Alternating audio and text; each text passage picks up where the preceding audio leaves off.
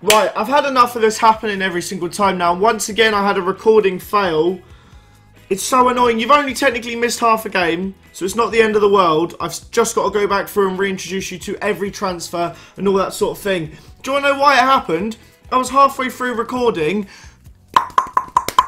Gasman here, messed around with the boiler for about an hour, so I can't come in here and record. Forgot to go and cancel the recording. The file just got too big, and it just like collapsed in on itself. So, run the intro, or donate to my Patreon. Whatever.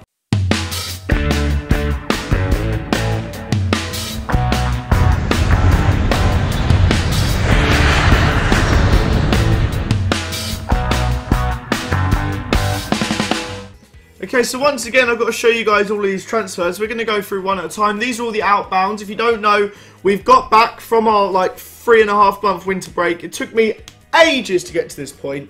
Literally so long. I'm going to turn on my studio light too. One sec. So, after all of that time, I did a lot of business. Like, literally craziest money we've spent on the save. All I'm going to say is we've spent this whole season, including the summer, 100 million quid. So, it's been a big one. Right, Giovanni Lo Celso, you guys remember this one. He was the attacking mid we got on a free. He's going out for 40k a month. Doesn't really bother me. Sergio Ramos went on a free. He was on 130k a week, and he played, I think, 3 games for us. In fact, I'm going to double check. You can see it there. He played 3 games. This one got a 6.63. I'm not going to zoom out for that. 130k a week for a free. We managed to change that to about 8 million transfer budget, which was huge. Lucas Alario went for 6 mil. Also was on like 120, 130 a week. Crazy, crazy money. And we turned that into budget. We ended up getting a lot of money just from those two. On top of that, you know, at the end of the last episode, the board just randomly gave us some extra transfer budget. Well, I requested extra wage. We got like 300k. So with that, I changed it to more transfer. We ended up with a lot of money to spend in this episode. Zotov, Panyukov both went out on loans, as did these guys. Federico Molina has been really exciting, actually. I'll look at him in a second. And these guys, he went on free. No one really exciting other than those ones. But some big deals going on with some of those other players. So what I just wanted to show you guys, Molina was the one that we actually got on the free last year. They're paying 100k a week to take him on loan. To be starting for River Plate, that's really exciting for me. I think he could end up being okay, I don't know. But 25k a month, I'm just really happy with that. That sort of money though, I'm happy with that. And these results so far are good. I'm happy with it, how well he's playing. So we'll go to our smallest of our spends, and that is Ezekiel Rapellini. Valued at 8.25 already. Cost us 2 million quid. He was transfer listed, and I think this is an unreal one. He's young, he's only 21 years old. 3-star accountability, really good potential. He's technically, they think he's just as good as Kuznetsov, if not better. He's not Russian, so he won't be our starting right back. Kuznetsov will be our starting right back. But this guy can rotate nicely, and he can play in Europe, which is fantastic.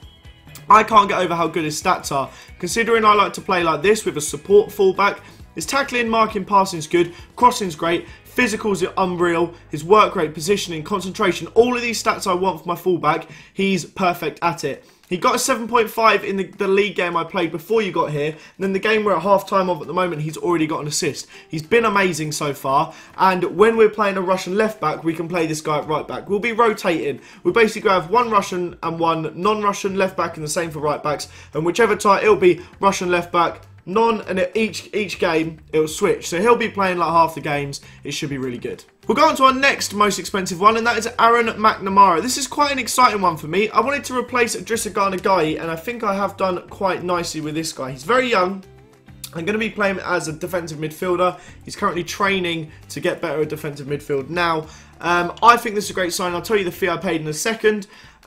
Given that Idrissa Gana Gueye was getting old, he wasn't really that good. I think this is very, very decent. His physicals are amazing. Every one of those, other than his jumping, it doesn't matter. He's 5'6". I'm not worried about his jumping. He's still strong for a 5'6" player.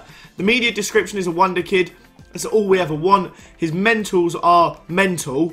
I mean, determination, concentration, some of these are out of this world. And then passing, tackling is all I really want for him. I just want him to win the ball and play it on.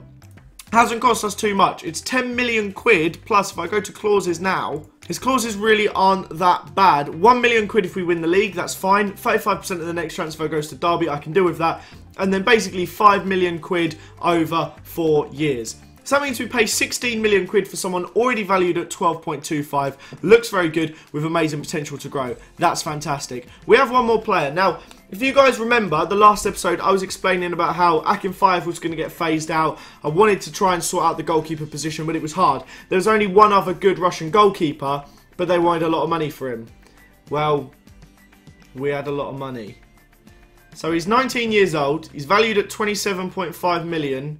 He's still young. He's still got a lot of growth to do on him. Stats look okay. It's the potential that's piqued my interest. Now, this guy, every time I tried to offer for them, they wanted 100 million, 100 million, 100 million. I managed to get what I think's a good deal. I paid 20 million up front, 20 million over 4 years, and then, so I'll show you it here. 20 million up front, 20 million over 4 years, and if he plays 30 league games for us, which he obviously will, 15 million quid. Half of his next transfer will also go to Lokomotiv Moscow, and also had to loan him back for a year, which obviously that's not the end of the world. He's 19, he's a young player. We've spent 55 million on a goalkeeper that the media told me earlier he was going to be the best in the world. That was what they said to me. He's already valued at half of what I paid for him. I think, in my opinion, it's a great signing because he's Russian. I could have got a goalkeeper that will be just as good that isn't Russian, but when you play in the Russian league, you need to have a lot of flipping Russian players in your squad. Look at the ones I've got there. There is some good ones. We've got some exciting young ones. If we look at our potential now, first 2 players are Russian. Russians everywhere. And all these guys can be starting in our team, and that is exciting. If we look in our under-21s too, we have Russians. It's great. It's exciting times, and I think we're going to go on to be quite decent. Right now we're in the middle of a quarter final against Zenit St. Petersburg. I'll cut to that in a minute. We've just beat, this wasn't recorded, we just beat this team 3-0. Shelander scoring all 3 goals. Lovely stuff. Let's get into the game. We're currently 60 minutes in. Let me go back and show you the goals. I'm going to discard the changes. If I go back, we'll watch the goals here. No, that's literally, we're going to have to watch from this bit. Rapalini was quite exciting as a right back. So he was coming in because our left back, Marcus Alonso, had picked up a knock. So we had to play Bogdanov at left back. So that means we had a foreign spot. So I put Rapalini in, did really well, set up Shelander there, put us 1-0 up. That was his 4th goal out of 2 games, which is lovely. Then we had a throw in. Bogdanov played it to Demin. Back to Alenia to McNamara. It goes around a bit and Tielemans puts it in the back of the net. So if we go to where we are live now, it's like the 60th minute. If I pause and play, I wanted to kind of like mix the team up a little bit now. I wanted to give a few different players some minutes, like Vitinho. So I've got a lot of youngsters on the squad, but I wanted a few different players to get involved, including Osipov, who's a very, very exciting target man. I'm going to save our last sub of Popov for a little bit later on, but it's just exciting for me to look at like the potential in the squad. It's absolutely amazing, and hopefully we can hold out for this 2-0 win now. 2 Russians coming on, so we have plenty of choices for whatever we decide to do here on out. But yeah, it's frustrating when you miss that much of an episode, but that's the way it goes. Hopefully this one stays completely fine and we don't have any problems. But yeah, big signings. We've got a quality defensive mid now that can start every game. We've got a fantastic, because we didn't have any other right backs, guys. My team report didn't show any other right backs, especially now we've got rid of Ramos. So we've got a really good right back now. He's not Russian, but he's very good. We have 5 of the 6 best. That's a great goal, Osipov, the youngster. I think that might be his first game. That's his first ever goal for the club. But yeah, I think we've got 4 of the 5 best Russian players in the world, and I think we have like 4 of the 5 best young prospects too. Like, it's crazy how good we are with Russian players, and we've got some great foreign players coming through. I think we've smashed this window, I really have. There's not a point in my squad now where I think that's where I need to go and buy. Alenia whips in a free kick, top left bins. This is against Zenit St. Petersburg. They're supposed to be the best club in the world, in Russia, other than us. So that is just exciting times. Do we take off? I think we should rest one of the centre backs. Let's go for Murray. Give Murray a bit of a rest because he plays a lot of football. But yeah, we really, I can't look in this squad and think, okay, this one I need to improve, because we have depth everywhere now. Maybe we could buy a third choice centre back, but I like having Popov there because he's Russian. It's so, I honestly could not tell you now where I want to improve this team, because there's no Russians I can improve. Like, every spot where you think you could get a better player, That's because it's a Russian there and you can't get a better Russian version of it. I have the best Russians. That sounds like a Trump. I have the best Russians. That's the thing now. All my players that are foreign players, I think we have unbelievable talent. We have great youngsters. You look around the squad, there's nowhere where you can get better. It's so good. This is unreal how good this team is. The only upsetting thing is that we have to have Russian players. So maybe we focus on more foreign depth that we can rotate throughout the squad in the league next year. The only thing I can think of now is that we play Cuban Krasnodar in the semi-final. That's nice, we're already in the semi. The only other thing I can think of now is that all we can build on is buying greater debt for the Champions League. Now, in the Champions League, it would be nice if we didn't have to play Djorkaeff in centre mid. If we could bring another player in that we're rotating throughout the season. I want to get to a point where, say in a 45-game season, our key players like Tielemans, Elenya, McNamara, Murray, these sort of guys, I don't want them to play more than like 30 out of 45 games. I want it to be a constant rolling rotation every single match. And yeah, that's the only thing we can improve in the summer. That's it. Other than that, there's no transfer business that we can do. Literally nothing. That's quite nice as well. Osipov, at 16 years and 89 days, has set a new record for the youngest Russian Cup goal scorer. He beat it by 4 days. That's brilliant. I'm buzzing for him. I'm so happy. He seems like he could be quite good. His finishing's fantastic. If you put him on support attack, looks good. Physicals are great. Exciting young player. Ideally, he'll be our cup striker and get game time in like the dead league games next season. Right, hopefully this flipping recording actually stays. Do you know what I'm going to do? I'm going to split it up into 2 parts. I'm going to stop the recording to make sure you at least saw all that. It feels like my computer is just teasing me at the moment. But anyway, we have a game now against Rostov, our old side, away from home, so it's not going to be easy. The only thankful thing is they lost basically all the good players I bought in for them last year. They do still have Kennedy and Emi Buendia and Nabulin. I didn't bring in Nabulin actually, I did bring in Sai. But these two, they were my two like key boys when I was there. And he actually got Player of the Year. I forgot to say this, guys. Player of the Year. I was fuming. How can I see this? Award winners last year. Young Player of the Year. Don't care about that. We had second and third in this one, by the way, which was quite upsetting. Why Kuznetsov? Whatever. Let him get on with it. But Russian Division Player of the Year.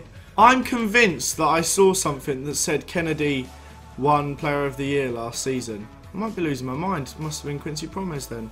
Alright, well I'm getting upset over nothing. But if we don't win this game, we drop down to second. So it's actually quite a big deal. I didn't really think it was 5 minutes ago.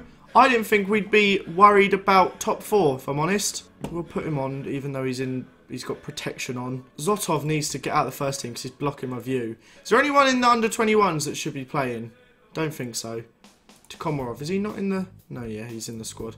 Okay, we've got a squad of just randoms basically in. I'm trying to decide... No, Marcos Alonso's still not fully fit. As soon as Marcos Alonso becomes fully fit, he'll come back in. Rapalini, I know you're playing fantastically, but I am going to drop you for Kuznetsov because I just quite like him. But I am going to do something a little bit unusual and I'm going to drop Djorkaeff for a game.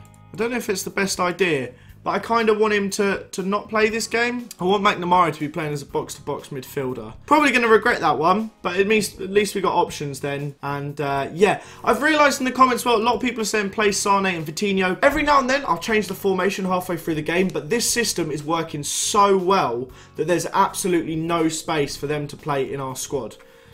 It started off, on the attack, there was actually a save required from Mitrushkin, or whatever his name is, in goal. Campbell plays to Kennedy. Of course Kennedy was going to score. I talk about him before the game. That means, sod's law, he has to score. I actually can't believe that. I mentioned him for a couple of seconds, and he actually scores. Infuriating. We're dominating the game by the looks of things. If I drop points to Rostov again, I'm going to be so angry. We need to win this league. If we don't, I'm going to be so annoyed. Yuri Demin's having a rubbish game. Come on, lads, show a bit of desire. You're pathetic. Demin, who can come on for you? Do we go Isaac's knackered?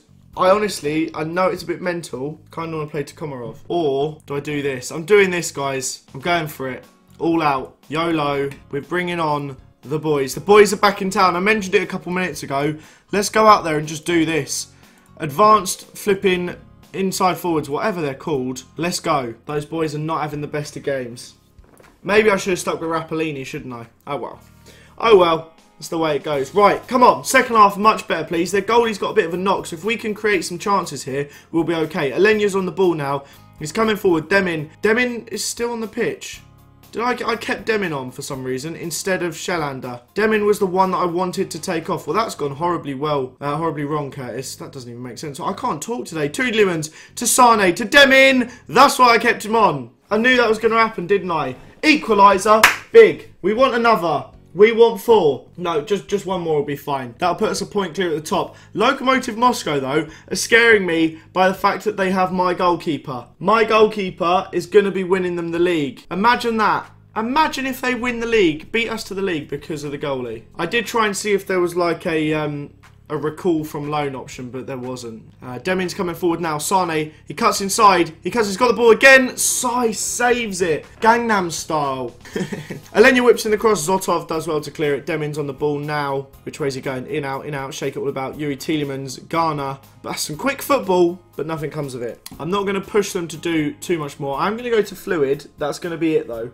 I would like them to have a little bit more impetus, but it doesn't seem to be coming. We've got 15 minutes to go. Is there anything I can change? It has to be either a foreign player for a foreign player or a Russian player for a Russian player. Just realised these two are in the wrong positions, so I'm sure everyone's telling me that. That'll do. We'll play with 2 attacking advanced playmakers now. Is there anyone else? I can't do any of the fullbacks. Wait, the game's broken. It says maximum of 6 foreign players and it says we've got 6. 1, 2, 3, 4, 5. We only have 5 foreign players, so it's lying to me.